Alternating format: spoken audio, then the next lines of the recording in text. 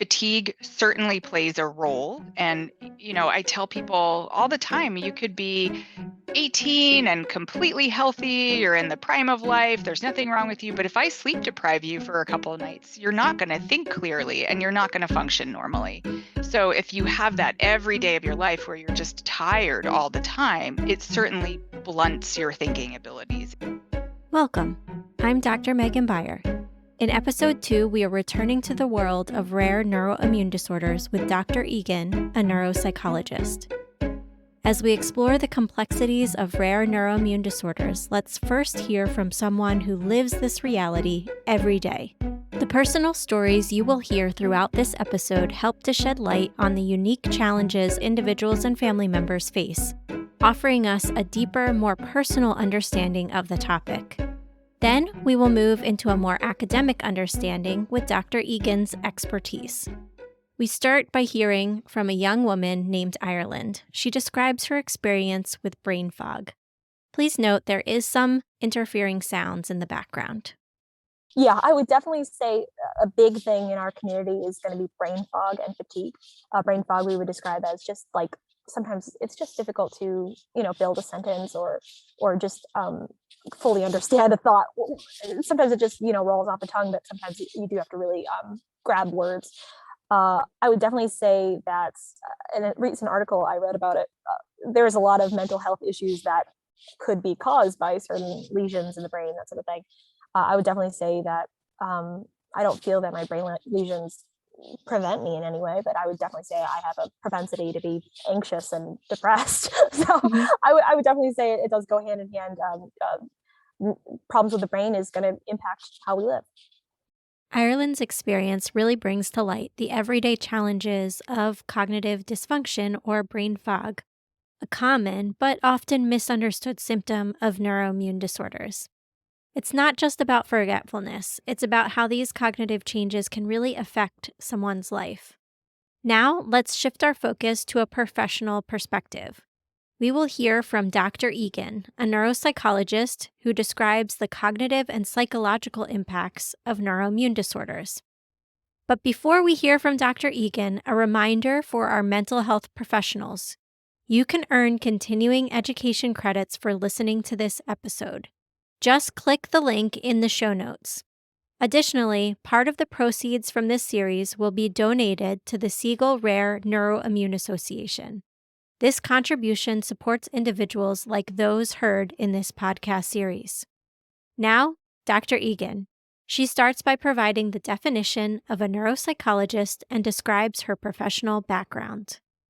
Yeah, so a neuropsychologist is somebody who, as the name sort of implies, works at the juncture of neurology and psychology. So we assess the cognitive consequences of different neurological disorders. So that could be something like a brain injury or an autoimmune condition or dementia. But we also make sure that we're taking into consideration a person's psychological functioning. So to what extent symptoms of depression or anxiety or other more serious psychiatric illnesses are influencing their thinking abilities. As far as my background goes, I did my PhD at the University of Texas at Austin.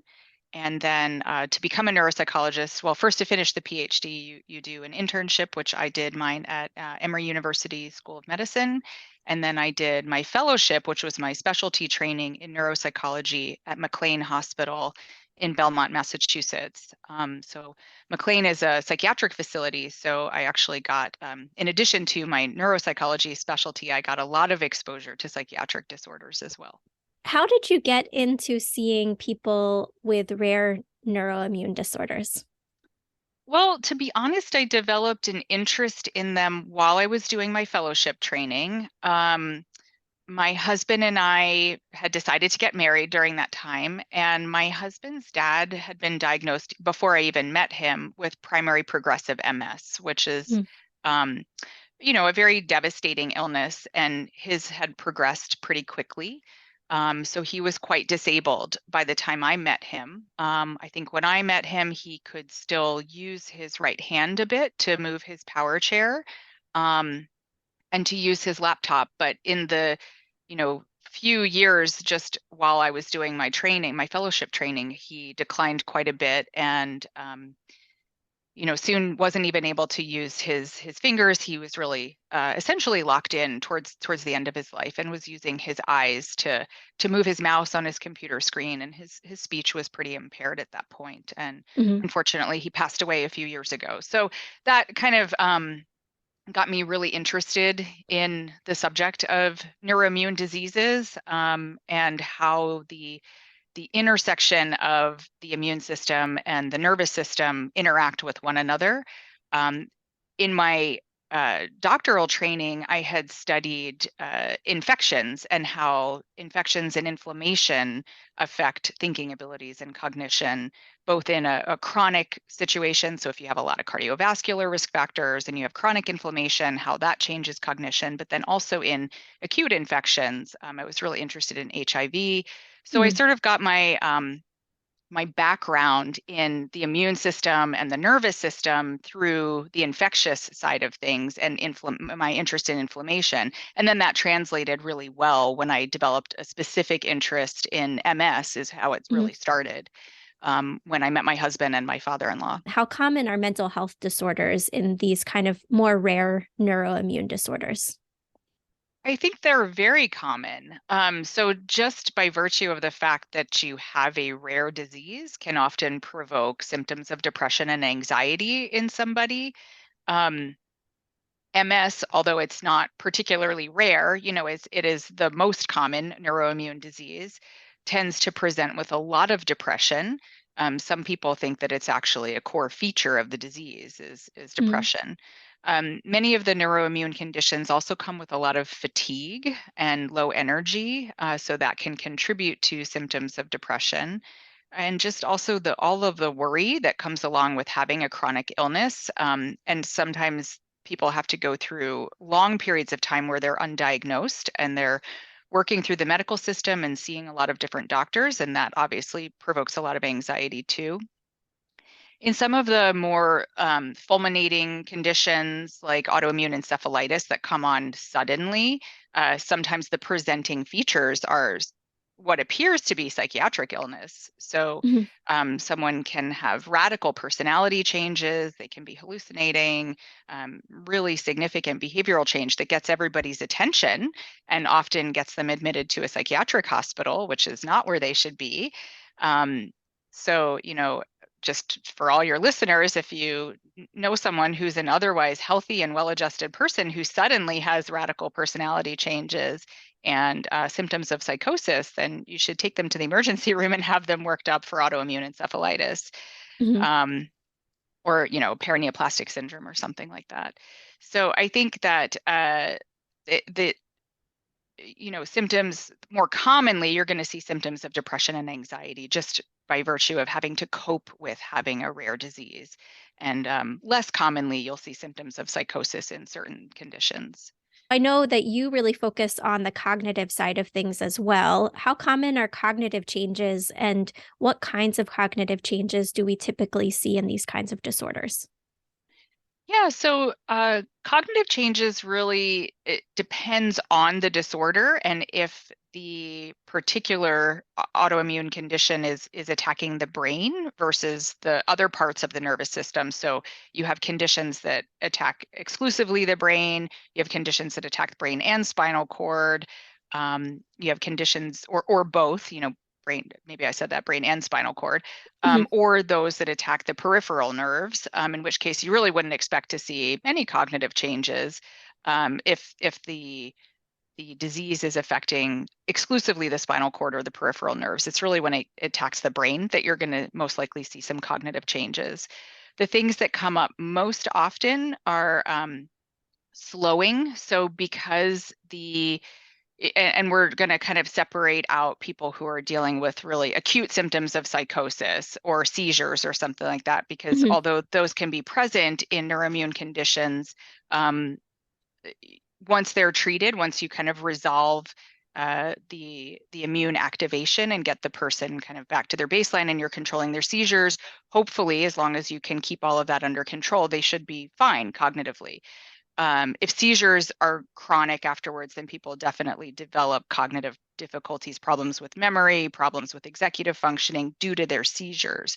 But if you're just dealing with one of the chronic conditions, again, I feel like I'm always coming back to MS, which is the most common, but it's also the one that is most likely to cause chronic cognitive problems in somebody because it's damaging the coverings of the nerve cells in the brain. So that just like the insulation on an electrical cord, if you strip that insulation away, the electricity can't pass efficiently through the cord anymore. So nerve cells operate similarly. They're wrapped in a myelin sheath that provides insulation and helps with conductivity within the nerve cell, so the electrical impulse can move very efficiently. And if you take that myelin away or it's damaged by the disorder, then thinking really slows down quite a bit. So you'll have reduced processing speed and retrieval deficits often. And a retrieval deficit means that you know the information that you want, you just have a hard time getting it out. So Mhm. that could be memory, for example. You had a conversation with someone yesterday, and gosh, for the life of you, you just can't remember all the details of it, or you can't remember somebody's name, or you can't remember the word for something that you use all the time. So those sorts of difficulties where the information is still in there, but it might take you so long to get to it at times that by the time it does come back, you really no longer need that information. So that can Mhm. be very frustrating to people. So it looks like a memory difficulty. I mean, it is a memory difficulty, but the difficulty is arising not because the information has been lost per se, but because you're having difficulty getting to it. Mm. So memory problems, speed of thinking problems, and problems with more complex aspects of thinking, which we call executive function. So that could be problem solving or multitasking. I get a lot of complaints that people have difficulty multitasking. Mm. Um, Especially, if their disease is more progressed, kind of keeping track of different things, staying organized can become much more challenging. And then if you layer some fatigue on top of all of that, then, it really becomes a challenge to kind of keep up with day-to-day activities. You were mentioning sort of some of these disorders may mainly impact the spinal cord or some area away from the brain. So I'm thinking like transverse myelitis, for example. We might not see cognitive challenges like you're describing, but I still sometimes hear people say that they have cognitive challenges, even if there isn't lesions in the brain. Why might people feel like their cognition is impacted, even if they did testing and the testing was normal? Yeah, I hear that all the time. So yes, it is true that even people who don't have brain involvement can experience subjective cognitive changes. Oftentimes, when we test those people in the clinic, they actually look pretty good on testing. Um, and fatigue certainly plays a role. And, I tell people all the time, you could be 18 and completely healthy, you're in the prime of life, there's nothing wrong with you. But if I sleep deprive you for a couple of nights, you're not going to think clearly and you're not going to function normally. So if you have that every day of your life where you're just tired all the time, it certainly blunts your thinking abilities. It makes it harder to work through problems. It makes it harder to stay focused. And if you're not focused, you're not taking in information very effectively, and then you're not remembering it very well later. Mhm. So certainly we see that. But then if you put somebody like that in a very structured environment, which is what we do when we bring them in for neuropsych testing, and you give them very specific tasks, and they're only doing one task at a time, and they have someone sitting with them explaining everything that they're supposed to do. This is a high level of structure. Mhm. And most people who don't have brain involvement can do quite well in that situation. However, that situation is unlike our day-to-day lives, where we're constantly challenged by a lot of different distracting and competing demands, and it becomes harder to keep track of all of that information. So I frequently have people who do well on testing in the clinic, but have a lot of functional problems in their day-to-day life because they're tired and because the world is a very demanding place and the clinic is a less demanding place. Mhm. But what we learn when we put someone in a structured environment is, well, number one, are they able to perform within a range that we would expect based on their background? So if the answer is yes, then we know, okay, they at least have that capability in the right kind of environment. And if no, then we can start to pick up on specific patterns of impairment that might point to solutions. How can we best treat these difficulties? Are they due to damage in the brain, some sort of problem with brain tissue? Or are they due to other factors like fatigue or depression or pain or sleeping problems or stressors in the home environment? And then we can try to fix those things. You just heard Dr. Eagan shed light on a critical aspect of neuroimmune disorders. She explained how individuals can experience cognitive challenges such as brain fog or memory issues, even in the absence of brain lesions. This paradox often leaves many feeling misunderstood as their struggles aren't always visible or easily quantifiable through standard neuropsychological testing. To delve deeper into this experience and to understand it from a first-hand perspective, let's turn to Cyrena. Cyrena has faced cognitive challenges herself, yet her neuropsychological assessments have come back normal. Her story is an example of the complexities that individuals with neuroimmune disorders often have to navigate. Yeah, I definitely have cognitive issues that, severity of them sort of waxes and wanes. I don't have brain lesions. I had that confirmed through like 6 MRIs. But I think the inflammatory process that happens to all of us obviously affects the brain. That's sort of what I did my PhD research on, which, my personal experience influenced like my research. But I definitely the inflammatory processes of any of these conditions affect the brain. And so I do get brain fog. Sometimes I will stop in the middle of sentence and forget like what I was talking about. Sometimes I'll pause. Word finding can be an issue. I'll sort of pause and I find myself apologizing about it. Like, oh, I'm really sorry. I can't remember the word that I'm looking for, and then just sort of plowing ahead. And fatigue is also really huge. Sometimes I just can't think because I'm so tired. Um, and, I think also medications that we take can sometimes affect cognition as well. I'm on Imuran, which is an immunosuppressant, and I find that it sometimes dulls my thinking processes, and I'm sure there are other medications like steroids can often cause mood issues as well as cognitive issues. Um, and, I have had neuropsychology testing before. And, I don't know if other people, if this is something that other people do. But, the issue I found was that the assessments don't necessarily get to the core of the problem. They're not, the typical neuropsychology assessments are not designed to deal with things like brain fog or cognitive or executive function issues due to fatigue.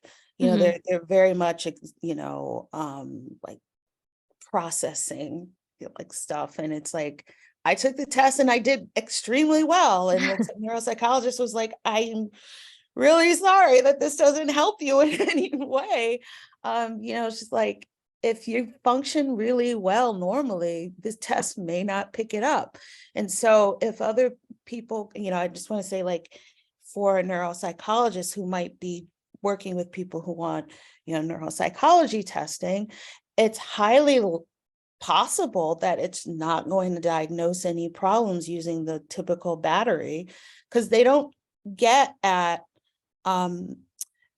word finding issues. They don't get at, stopping in the middle of sentence. They don't get at the fact that you left your phone in the fridge.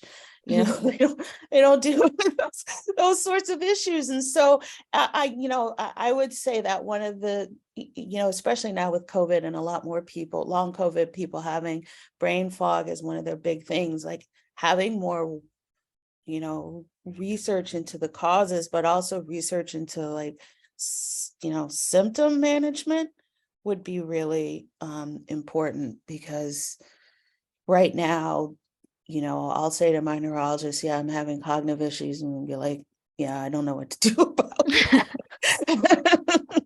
I'm really sorry, but we can't really change anything in your treatment, or you might have another, episode. So, yeah, I think that's what I would say is kind of, let's figure out how to really help people. We just heard from Cyrena, who shared her experiences with cognitive challenges. Despite clear neuropsychological assessments, her daily struggles with cognition have been real and impactful. Now we will turn back to Dr. Eagan. Dr. Eagan shares her thoughts on how medical professionals should approach subjective cognitive difficulties, like you heard from Cyrena, and when to refer to a neuropsychologist for testing.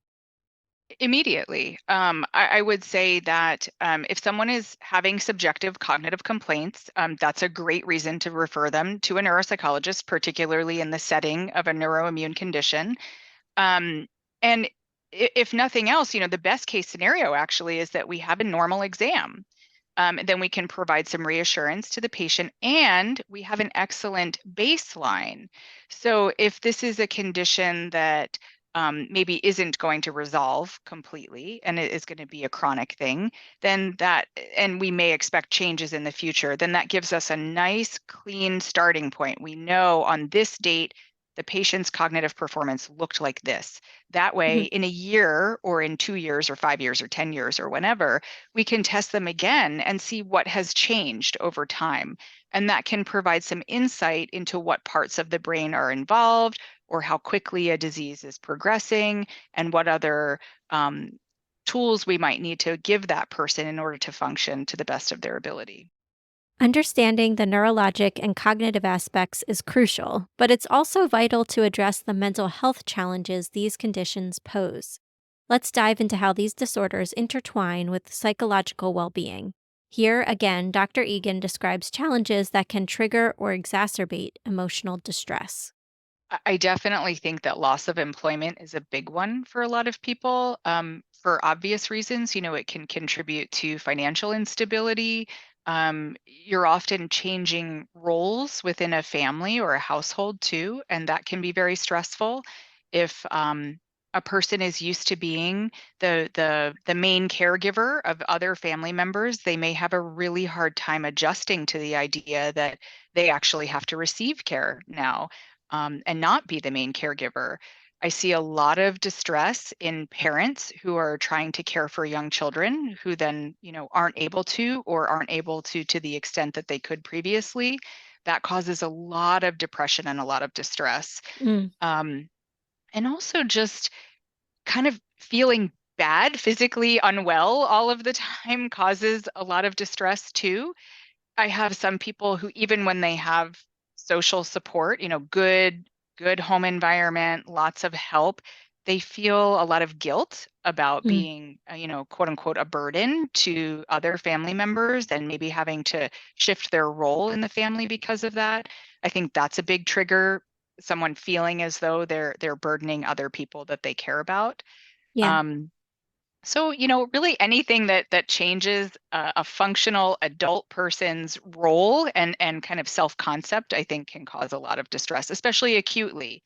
And then Mm, hopefully as the person adjusts to their diagnosis and develops some coping strategies and some compensatory strategies for dealing with their day-to-day difficulties, usually people can learn to manage that distress over time, and it does start to abate with time. I see that happen more quickly in situations where people have good social support. In the first episode, we learned from Dr. Blackburn that diagnosis and navigating the healthcare system can be a huge source of frustration for patients and family members. Dr. Egan agrees with this theme and shares here why it's such a huge source of frustration and distress. I see a lot more frustration because Mhm. it may take a lot longer to get a correct diagnosis. And that means that the person has spent already often a lot of time in the medical system, and a lot of time kind of rehashing their symptoms with physicians who don't have good answers and don't have treatments.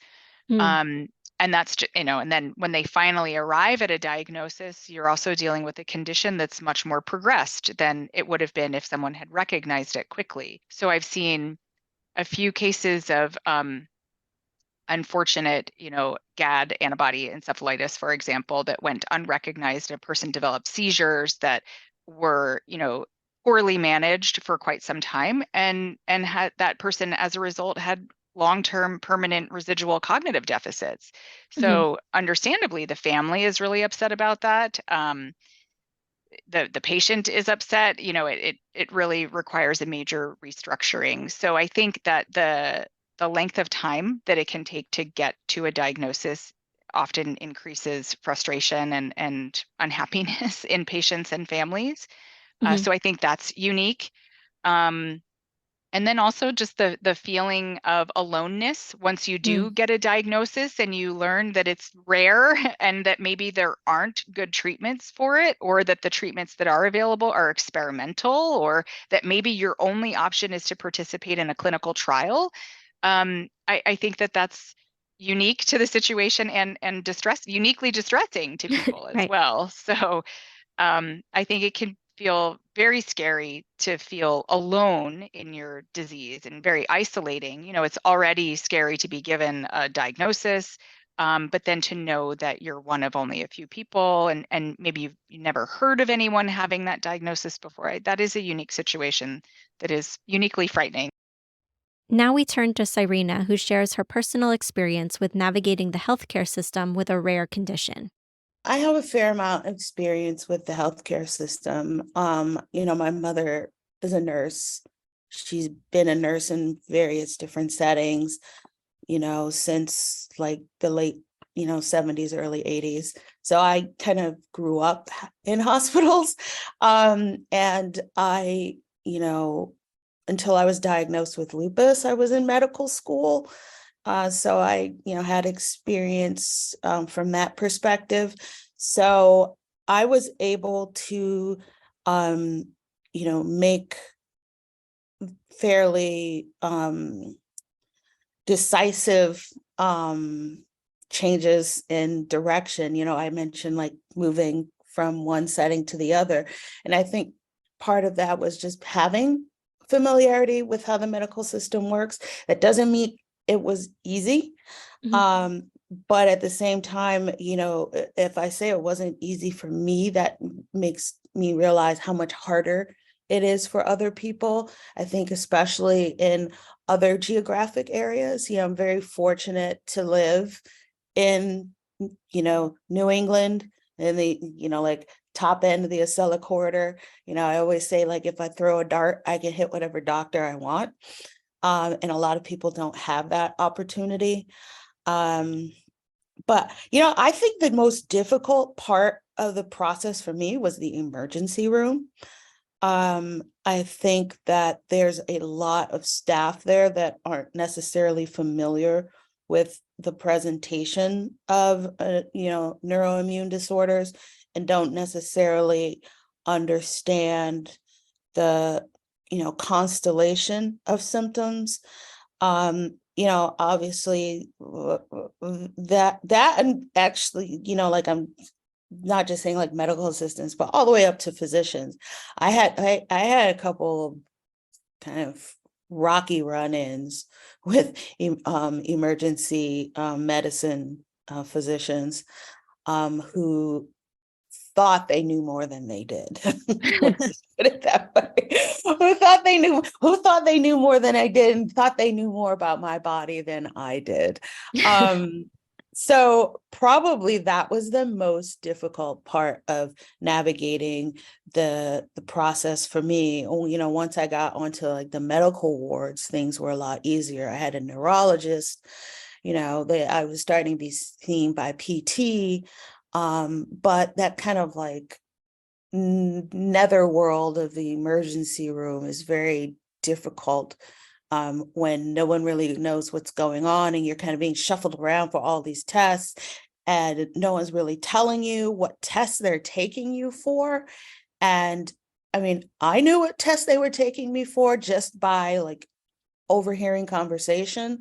But I think that probably for a lot of people that could be very scary, a very scary experience, because people are just like grabbing your gurney and wheeling you places.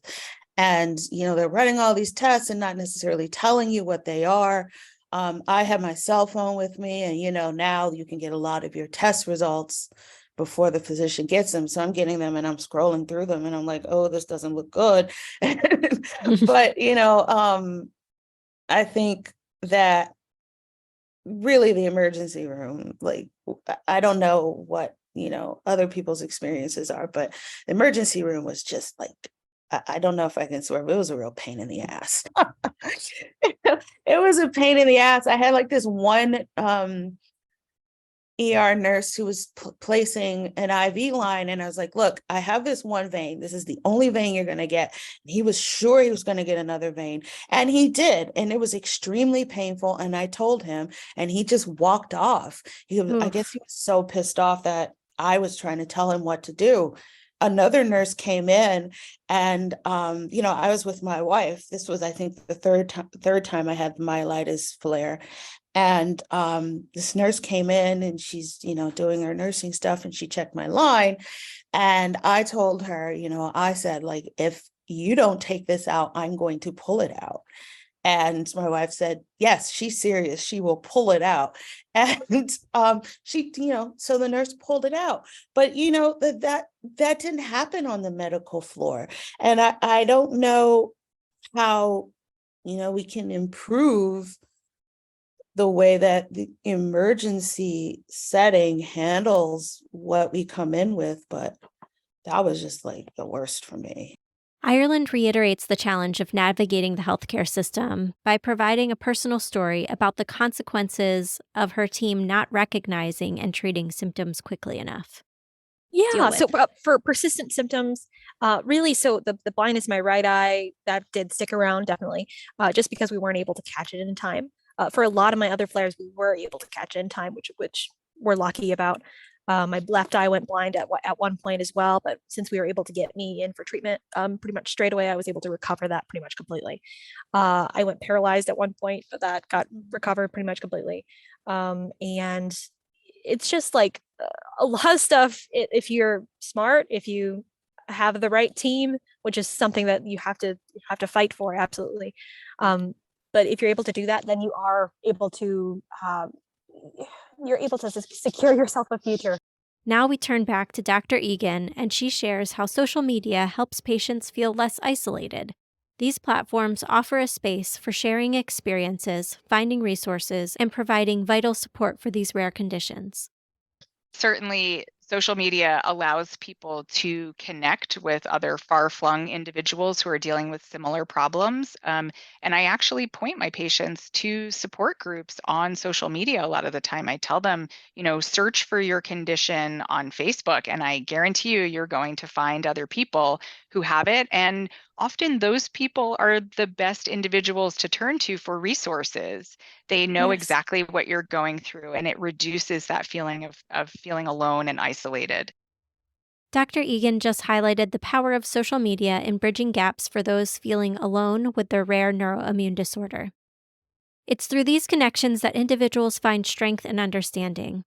The Coming Story by Ireland is a testament to this. Experiencing severe neuropathic pain, she discovered a sense of belonging and comfort in knowing others shared her own experience.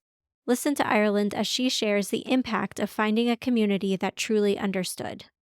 I do have some neuropathic pain, definitely, but it has gotten a lot better over the years. I would definitely say that getting on pain medication when I needed it was actually a lifesaver, because I was so sick and hurt and to be honest, suicidal, because I was in so much pain. I mean, it's heartbreaking to say, but I was 10 and all I could think about was trying to get out of here, because it was just so excruciating. So getting to go to the Transverse Myelitis Association, now called SRNA, or Siegel Rare Neuroimmune Association's Camp for Courageous Kids, and getting to talk with other kids, my mom getting to talk with other moms, we did really realize that medicating the problem was something that we needed to do. We needed to get on the right kind of medication, including antidepressants and stuff like that too, because it was just not it was not going well. but definitely being able to recognize that other people are going through these exact same experiences, and they are also seeking treatment and doing whatever they can to stay here is so important to recognize that other people are struggling.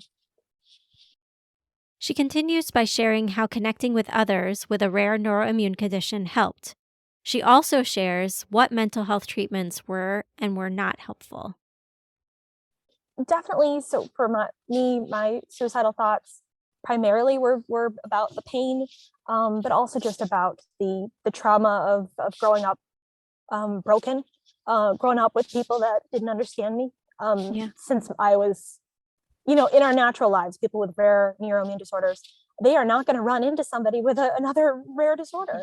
I'm not going to walk down the street and see somebody that has transverse myelitis or NMO. It's just kind of too rare. Sometimes we do have to have these networks like Acetyl Rare Neuroimmune Association in order to connect. So the sense of isolation I had growing up with this rare illness, and growing up looking at all these other kids that were so perfect and so pretty, while I was, bloated from steroids and sick out of my mind, and somewhat dissociative from my body, because it's like you have this body that wants to kill you. So it's like it's you start not recognizing who you are and what your body is to you, and that sort of thing. It was definitely a long journey for me to get through that. But I think when I finally started to pull myself together, was once I started taking medication, I was able to just get a little bit more clarity. I think when you're in that first 5-year period, you just got to do whatever you can to just get through it. But as I turned like 12, 13, and of course, these are times when kids are crazy and depressed anyway. So it was just kind of added on. But once I started getting a little older, I definitely was able to channel my negativity, channel my pain into art. Really was something that really broke through to me. Getting to write my story and getting to write, this is what happened, and learning how to organize my thoughts on paper was something that really helped, because otherwise they were just everywhere all the time, and I couldn't stop thinking about it. I did go to a couple like therapists, especially directly after, but I did not connect right, because when you have it so early, I know that this is kind of a niche experience, but the doctors had they were expecting me to be immature in some ways and mature in other ways, but then it was like the opposite. So they would try and do like play therapy and stuff like that, but then I'm just like, I'm anxious and depressed, and it's something that's a little different. So a lot of the time they were trying to treat the anxiety, and this is a good approach, I guess, to approach like an anxiety or anxious person. But there's a certain anxiety that's never going to go away when you have a rare disorder, especially if it's relapsing. There's always this, foreboding feeling of, am I going to get sick again? Am I going to lose this life that I've so carefully built again? Do I have to start from scratch again?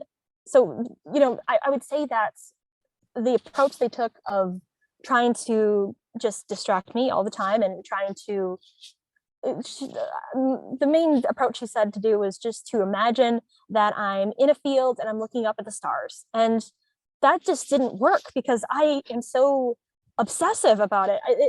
It's all I can think about. So being able to, instead of just trying to ignore it, but trying to use it as a tool, use it as something that can help somebody else, like writing my story down, like writing somebody else's story down. That was something that helped me a little bit more than just, just trying to ignore it, because I can't look at a field of stars. I can't think about that. All I can think about is hospitalization and how scary this is. So that's my take. Ireland just shared what she thought was and was not helpful in psychotherapy. We hear again from Dr. Eagan, who shares her thoughts of what psychotherapeutic frameworks may be most effective for people with rare neuroimmune conditions. It kind of depends on the person. I usually try to fit therapeutic modalities to individuals rather than to conditions, I guess I would say.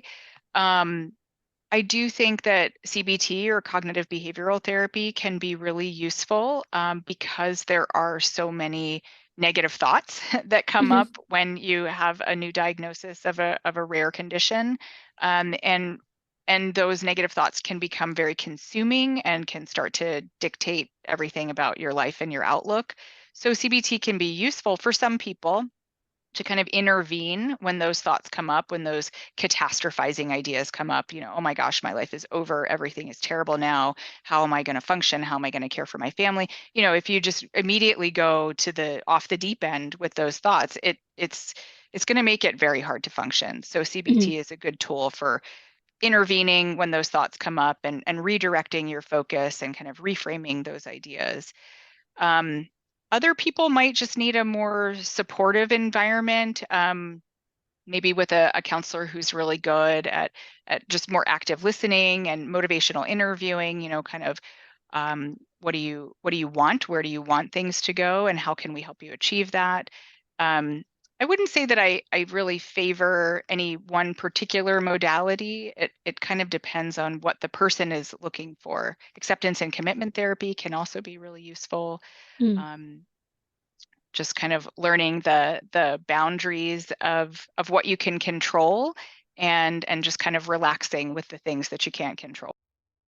Dr. Egan emphasized the importance of tailoring therapeutic approaches to the individual's needs, particularly in the context of a rare neuroimmune diagnosis. Cognitive behavioral therapy and acceptance and commitment therapy were highlighted as effective tools for managing the overwhelming thoughts and emotions that often accompany these diagnoses. Transitioning from Dr. Egan's insights, we now hear from Cyrena, who shares her personal experience with therapy. Moving beyond CBT, Cyrena explores the benefits of acceptance and commitment therapy in her therapeutic journey. She emphasizes its relevance in facing the uncertain realities of her condition. Let's listen to Cyrena, how she articulates how ACT help her cope with medical challenges. My therapist and I have been sort of moving into, um, she's kind of like mixed, modality person. I Mhm. don't do CBT. I can talk myself out of anything. I know how CBT works, and so I like it. It's very hard when you know all the details of it. But we've been moving into ACT therapy, which is like Mhm. acceptance and commitment therapy, which has, you know, been a really great experience in the sense that I think it's more geared to the type of issues that we deal with, I in agree. that you this is not going to go away, and it's really about learning to live with the situation that you have and kind of making the best of it, but not in that like pat way of like, oh, everything happens for a reason, but in the way that how can you thrive, not in spite of what you have, but along with Mhm. what you have. And so, I would say too, like if people are looking for therapists who, and they can't find someone who has experience with medical illness, if they can find someone who has experience with acceptance and commitment therapy, that might be even more important, Mhm. because it really is great for major medical illnesses. As we continue our discussion on rare neuroimmune disorders, let's switch gears a bit and talk about resources. In this part of the podcast, we're going to hear from Dr. Egan and a few others from the neuroimmune community. They'll be sharing what's out there in terms of support and information, everything from online groups to therapies that can really make a difference. We start with Dr. Egan. Honestly, social media is the best. I also pointed out NORD, the National Organization for Rare Diseases, um, the MS Society, but that one is obviously really well known, and clinicaltrials.gov, Mm. if people are interested in participating in clinical trials. But that's not really like a help you resource. It's more like help everyone else Sure. figure out how to treat this disorder resource. But I do often offer it to patients. I just point them that way and say, if you're interested in participating in clinical trials, you could potentially help other people. To know. Um, I guess I would really emphasize that you're not as alone as you think you are. Um, and if you do wind up with a rare disease diagnosis, regardless if it's neuroimmune or not, this really applies to anybody.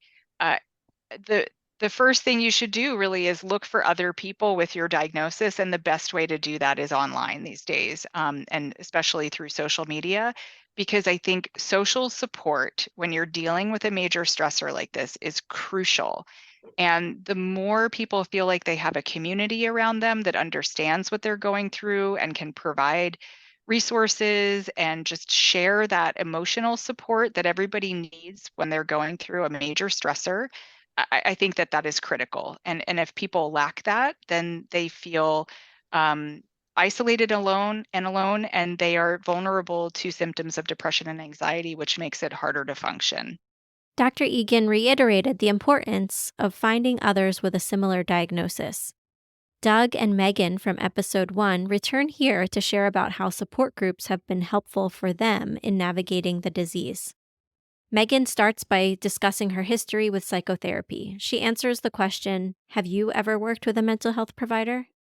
You know, I have in the past, not currently am. And truthfully, it is, I do want to get back into therapy. I've also kind of found like with myself, like the best therapy for me is doing something about something or giving back in some way. So truthfully, volunteering with SRNA has been a huge therapy for me in a very selfish way. Like, yes, I want to help others, but also they are helping me at the same time. And I think it's been a really good, marriage of helping and being helped.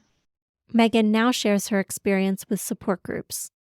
Yeah, so I have gone to a couple of Doug's that he has hosted, and you are amazing, Doug. Oh my gosh, I always want to just like pick your brain. I love your style. And then the ones that I have hosted, I mean, it's just so fascinating and to see the resilience of people, and it gives me so much hope, for my daughter, because I have an autoimmune disease. It's not neuroimmune, and it's not that big of a deal at all. But I remember being in my early 20s and in college and trying to navigate the healthcare system myself, and times not having insurance and not knowing where to start and putting my health on the sidelines and then being hospitalized for weeks because of it. And so I worry so much about my daughter and when she's that age and having to go through that. And it's just my number one fear in life. And so seeing just like the resilience of people and knowing that there are these huge communities that, she has around her just makes me feel so good and not so scared all the time. One of the things that you mentioned sort of struck me in acceptance and commitment therapy. One of the things that I work on with people, if we do that vein of therapy, is finding what your values are and then engaging in them more. So it sounds like even if you're not working with a therapist one-on-one, you've identified what helps you feel good, what helps you feel more in control, and you're doing that. And so that helps your mental health, it sounds like. Yes, it does. Okay. How about you, Doug? So I'll start with what Megan was saying. These being involved with other patients and other caregivers that have the same kinds of issues, you discover you're not alone. I love it when we have new people in the support groups and you watch their face brighten up because they get that, they understand that. I was at a thing last week and there were 4 of us, and one of the patients there, but it was the first time that she had been with any other patients that had a rare disease. And she, again, just brightened up and smiled. So I think the therapy is as much for the hoster, right? The person doing it and trying to bring people through that process as it is for everybody else. So it's awesome. While I was in the hospital, initially I did meet with a hospital psychologist 2 or 3 times, and she's actually the one that helped me get over taking some Cymbalta, helped with my mood a little bit. I suffered from, while I was in the hospital, from a thing I think it's called tonic spasms that a certain percentage of people recover during the recovery process. There's spasms that are just really painful. And I do kidney stones, and I would do kidney stones any day than have that other pain again. And she helped me get through some of those episodes. So I appreciate that. And then my wife and I have actually watched several courses on, I'm not going to get the right term, or CBT. Hmm. And that's helped us a lot, actually, to sit down and talk about that afterwards, and figure out, what can we control versus what can't we control. And don't worry about the stuff you can't control, and focus on what you can do. And that's been really helpful for us. Now let's turn our attention to an often overlooked but vital part of this topic: the experiences of caregivers and loved ones. While their struggles may not always be front and center, understanding their challenges is key to grasping the full impact of rare neuroimmune disorders. Often, family members may feel invisible and neglected by the medical system because they are not the one that has been diagnosed, but they are still living with and impacted by these challenging rare diagnoses. I often hear that family members or support partners feel stressed and overwhelmed, or have had their own medical challenges to manage, but they often get put on the back burner to help their loved one with the rare neuroimmune condition. When working with individuals living with serious medical conditions, it's often important, even vital, to bring family into the treatment. Hearing directly from those in the caregiving role offers valuable insights. Here, Megan, a mother of a daughter with a rare neuroimmune condition, discusses how her caregiving role has sometimes led to her neglecting her own health needs. So it is, but truthfully, I will say it is no one's fault but my own. I was just talking to my husband the other day, and I was like, wow, between Mia's diagnosis and all of her treatments and COVID and everything else, I haven't been to the doctor in 4 years, and just not doing those things. And then, with Mia's appointments, it is about Mia, and it has to be about Mia. But I do feel like sometimes when, especially at her infusions, for some reason, her neurologist is great, but when we go to do her infusions, I feel like I'll ask questions and they really just kind of glaze over me and don't answer them. And it's very frustrating. It's like, Yeah. just tell me, So, but I need to get better about checking in on myself, making my health a priority. I'm terrible about that. But health isn't the only place for caregivers to prioritize their own needs. Megan goes on to discuss the importance of giving time and attention to her marriage, and also making time for enjoyment. My husband and I, date nights are very important, and we make sure we have the 222 rule. So every 2 weeks we go on a date, every 2 months we do a weekend, and every 2 years we get away for a week, and just kind of focus on us and the relationship, because, our relationship crumbles, everything else crumbles. So we're really good about doing those things. And when we go out for our date nights, like we don't talk about it. We talk about it so much all of the time that date nights are specifically reserved. Like we just don't talk about our kids, period. We're just humans for a night. Megan concludes with a crucial piece of advice for caregivers: the significance of advocacy and support. Let's listen to her experience in navigating these needs in her own family. I think it's really important to not only have a support system and a caregiver, but to have an advocate. And at times that advocate's going to have to be yourself. I mean, my 12-year-old has to advocate for herself. But especially with rare diseases where there's not a whole lot of,